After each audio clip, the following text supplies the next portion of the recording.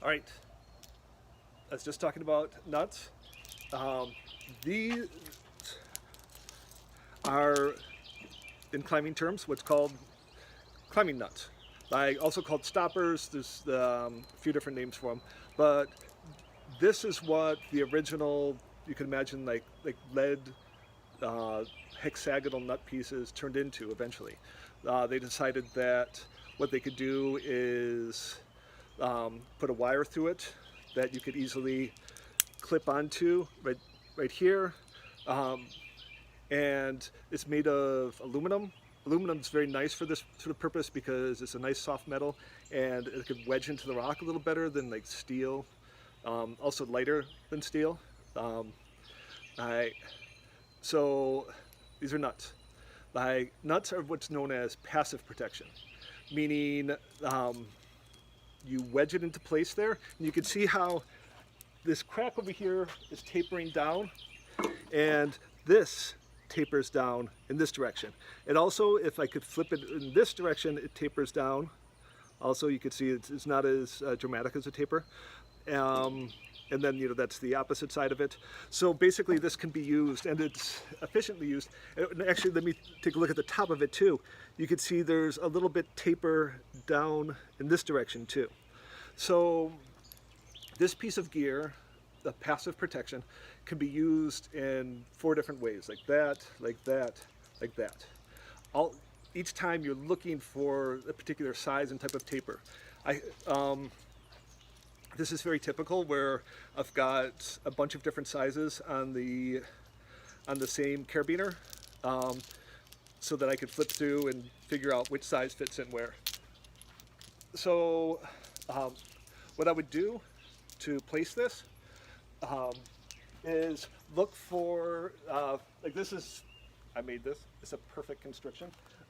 But you look for, typically they're more intermittent than that, and you really have to eyeball what size it is.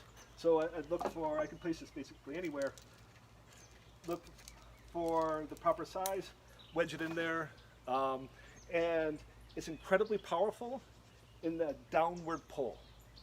It's also really easy to come out in that upward or like lateral pull on it. But you can see I could have a bunch of different sizes, all relatively light when I'm using it, and which is very helpful when you're climbing up a mountain, you're carrying all this stuff. You want to be able to have the most bang for the buck, like the most ways to protect yourself per size, right? Cool. Now on the opposite side of that scale, of the passive, you've got active gear. Like here is a cam. This is the biggest one I've got. I think this is the biggest cam they make. It's 6 inches.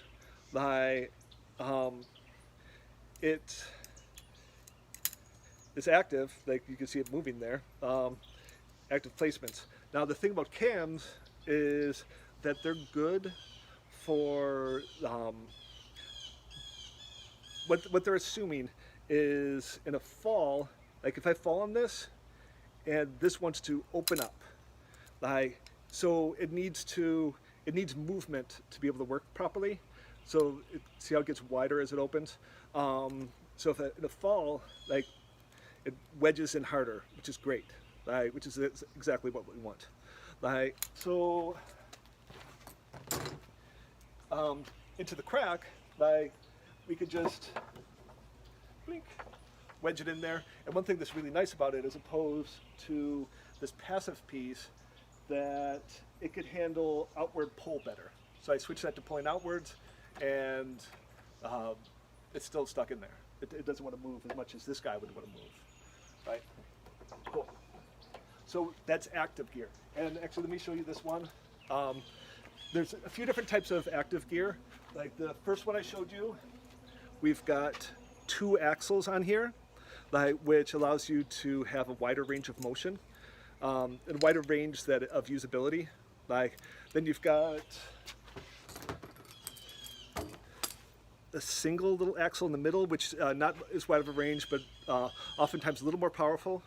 And then we've got this crazy one, the Link Cam, which it's got a really wide range of usability. Probably starting here, you could put it in the wall and it'll stick really nicely, and you could trust it. Maybe even like there a little bit. But then you could go down a little bit. What? Down even further. Beep. So it's got a huge range of usability. Like oftentimes, climbers will keep this one like on them as what's called an oh shit piece. Like if you're in a hairy situation, you want to find a way to place something really quickly, you can just stick it in the wall. And because it has such a wide range of usability, it's more likely to wedge in there and save your butt. Yeah, and you can see I've got, similar to the quick draws that we've already looked at the climbing wall. Like, so I put this into the wall and then clip the rope into this guy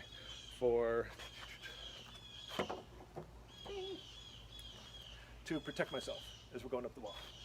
Right? Cool. Now we've got two kinds of passive active gear.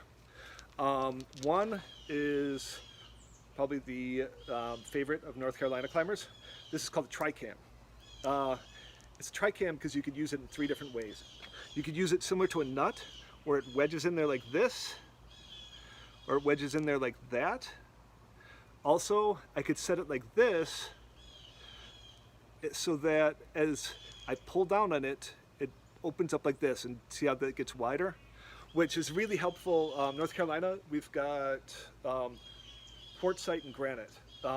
And the granite, one of the more famous places for climbing in North Carolina is Looking Glass, which they have these horizontal features, horizontal openings in the rock called eyebrows, which they eat these things up.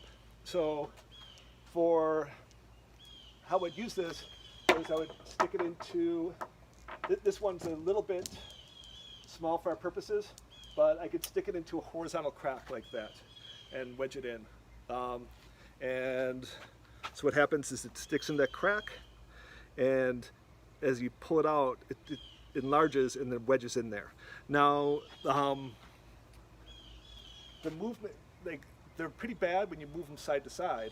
They really want to slip out, but that's why you typically use them mostly in a horizontal crack. You could use them in a vertical crack like these, but most often I would probably go with a nut if I'm placing it passively in a horizontal crack like that.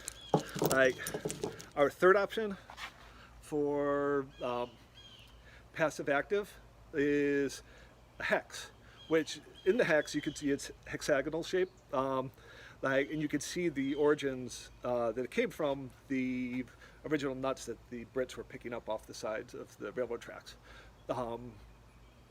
So it's got 6 sides, and I could wedge it in there like this, like that, but I could also place it so you can see it's pulling straight down if it's wedged like that. But if I also place it like this, where it's wedged against this side and this side, it's pulling this way and it wants to get bigger as it's doing that. So that's an active placement. So I could wedge that in there like that, pulling straight down, which it's very satisfying to put that in there like that. Fits in perfectly. I put it in there like that, and if I fall on it, if it's pulling down, it's pulling this larger section into the wall. It wants to get bigger, and which is really good for getting wedged in there properly. So yeah, we've got passive pieces, which is basically the singular purpose of the nut is passive, and then on the other end of the scale, active pieces. So we talked about weight, like having, like this might be, which I've got 1, 2, 3, 4, 5, 6, 7 different options on it, might be the same weight as this guy, who's, really more like less 2 options as far as the sizing, because it's got such a good range. Other thing is just cost. This thing, I didn't have to pay for it. I got it, I won it in the contest.